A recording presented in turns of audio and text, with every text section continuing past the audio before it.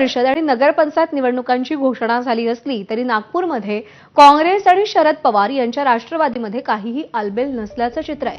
आमच्या कार्यकर्त्यांचा संघटनेचा योग्य मानसन्मान काँग्रेस ठेवणार असेल तरच आम्ही काँग्रेससोबत आघाडी करू, अन्यथा आम्ही सक्षम आहोत असा सूचक इशारा राष्ट्रवादी काँग्रेस पक्षाचे नेते सलील देशमुख यांनी दिलाय।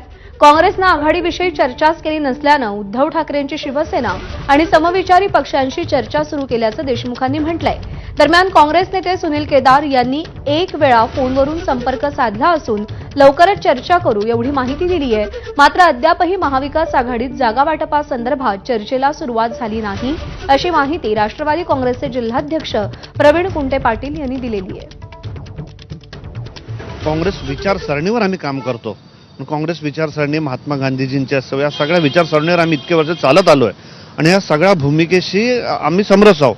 पण जर का इथे स्वार्थापोटी इथच्या नेत्यांनी आम्हाला आमच्या पदाधिकाऱ्यांचा त्यांचा सन्मान केला नाही, त्यांना दुसरी सापत्य वागणूक दिली किंवा त्यांना दुय्यम दर्जा ठेवलं तर आम्हाला काही त्यांच्यासोबत पण युती करायची रस नाही। शेवटी कार्यकर्त्यांच्या जीवावरती पक्ष उभा होतो ना, आणि निवडणुकीच्या शेवटी के विधानसभेच्या निवडणुका संपल्या, लोकसभेच्या निवडणुका संपल्या, ही निवडणूक सर्वसामान्य कार्यकर्त्यांची निवडणूक आहे आणि प्रत्येक कार्यकर्त्याला असं वाटतं की आम्ही निवडणूक लढावी। त्यामुळे कार्यकर्त्यांचा सन्मान आणि त्याचा आदर राखणं संघटनेचा प्रमुख म्हणून आमचं काम आहे। त्यामुळे ही जी आम्ही लढाई लढतोय आमच्या कार्यकर्त्यांकरता सुद्धा लढतोय।